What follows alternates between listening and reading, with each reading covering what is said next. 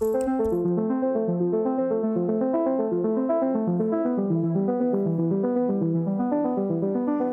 à toutes et à tous, j'ai le plaisir de vous présenter l'ouvrage que j'ai dirigé et coécrit avec Anne-Laure Legendre. Il s'intitule « Quartier confiné, vécu, ressources, territoire » et il est publié aux éditions Le Bord de l'Eau.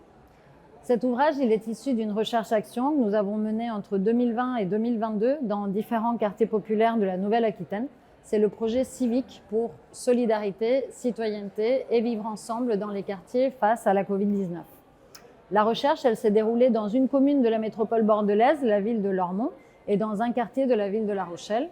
Nous avons voulu comprendre comment s'est organisée la vie des habitants et des habitantes les plus vulnérabilisés au quotidien face à la pandémie de Covid et face aux mesures sanitaires qui ont bouleversé tous les espaces et toutes les activités de la vie quotidienne. On s'est aussi intéressé à la manière dont cette situation transformait l'action publique au niveau des pratiques des professionnels, de leur vécu, mais aussi dans leur approche des quartiers populaires. Quartier confiné, c'est donc une recherche sociologique qui porte à la fois sur les difficultés et sur les ressources mobilisées dans les quartiers pour faire face à la crise sanitaire.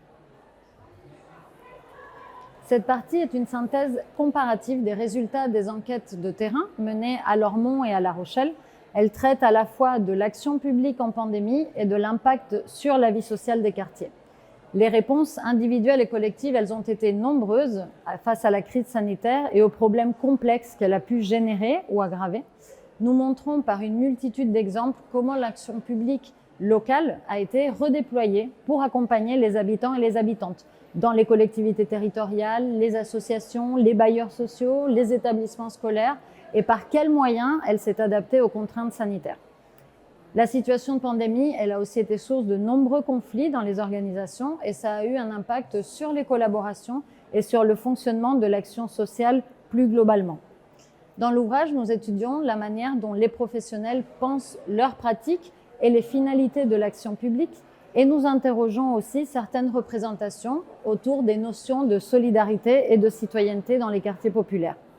Ce travail, il a permis d'identifier des tensions entre les récits des professionnels sur les dynamiques de solidarité dans les quartiers et le vécu des habitants et des habitantes qui peut être marqué par un sentiment de solitude qui a été accentué par la pandémie. Certaines catégories ont été particulièrement impactées. Nous revenons sur la détresse des personnes seules et âgées, mais aussi leur sentiment d'infantilisation et leur colère. Nous abordons le surconfinement des femmes par rapport aux hommes et nous nous penchons sur les multiples ruptures qu'ont connues les enfants et sur leur surresponsabilisation dans ce contexte.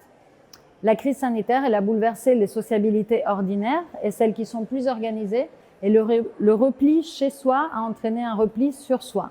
Alors oui, la vie sociale, elle ressort affaiblie, mais elle n'est pas complètement anéantie. Certaines manières d'être ensemble n'ont pas pu fonctionner dans ce contexte, mais la pandémie, elle a aussi fait naître d'autres envies de se retrouver et d'autres manières d'être au monde. La deuxième partie est consacrée à l'un des dispositifs participatifs que nous avons créés pour mener l'enquête. Ce sont les reportages photographiques.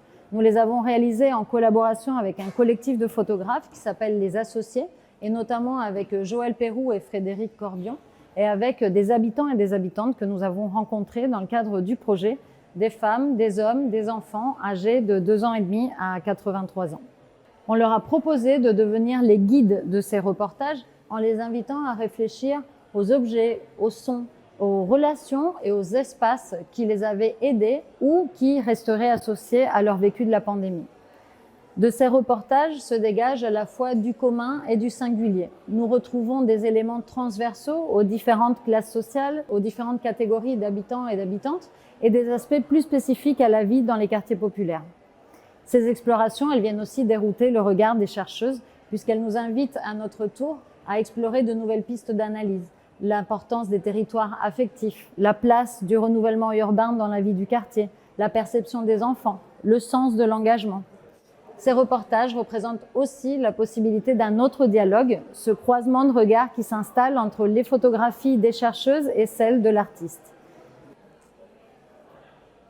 Cet ouvrage, il propose donc d'observer la dimension sociale et la dimension spatiale de la vie des quartiers sous la Covid-19 dans cette multitude d'élargissements et de rétrécissements qui se sont produits dans les territoires habités. Merci.